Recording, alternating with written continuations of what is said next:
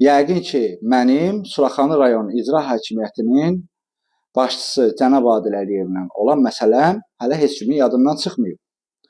Bildiyiniz kimi orada ev tikintisinə görə müraciət eləmişdim. Evim qanunsuz, qısa bir anons keçim, qanunsuz olaraq sökülmüşdü və bu barədə video çıxışlar eləyəndən sonra cənab Adil Əliyev məni böhtana görə, yəni mən orada ifadələr işlətmişdim ki, Suraxanı rayonunda evlərin çoxusu pulla tikilir. Cənab Adil Əliyev böhtana görə məni məhkəməyə vermişdi. Hörmətli cənab Adil Əliyev, buradan üzümü sizə, Bakı şəhər İcra Hakimiyyətinə, Bakı şəhər şəhərsalmaya, hörmətli Mehriban xanıma, cənab prezident Ali Baş Komandan İlham Əliyevə tutaraq müraciət edirəm.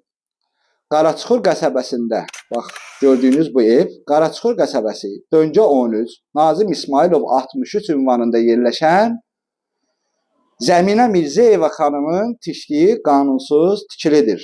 Hansı ki, dəfələrlə Bakı şəhər salma, Bakı şəhər İcra Hakimiyyəti, Azərenerji və Fövqəladə Hallar Nazirliyi məktubla cavab veribdir ki, vətəndaşımıza o ev qanunsuz tikilib və Azərenerjinin yüksək gərginliyinin altından keçdiyi və mühafizə zolağından keçir.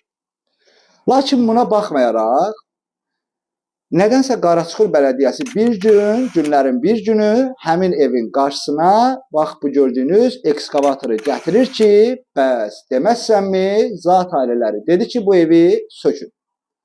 Elə hasardan bir-iki dənə daşı aşırdırlar ki, Zəminə xanım Mirzəyeva kiməsə zəng eləyir və kiminləsə görüşür. Telefonun əks tərəfindən bir ağsaqqal zəng eləyərək deyir ki, işi dayandırın, bəs o ev sən demə qanuni imiş. Sonra Zəminə xanım bir neçə nəfər şəxsin yanında, o şəxslərin də lazımi hüquq mühafizə orqanlarında adlarını çəkəcəm. Zəminə xanım onların yanında iddia edir ki, Suraxanı rayon İcra Hakimiyyətinə bəhs bu evin sökülməməsi üçün 30.000 manat dəyərində pul verib. Maraqlısı bilirsiniz nədir? Azərenerjinin həmin evin Azərenerjinin mühafizə zolağında olduğunu dediyi halda nədənsə hörmətli bir zat kimsə bəs komanda verir ki, o evə təcili şəkildə işıq şotçusu qoyur. Və günlərin bir günü vətəndaşlar yatıb dururlar və görürlər ki, həmin evin ətrafında işıq şotçusu var. Hörmətli Adil müəllim, qanunsuz tikili, bax, budur.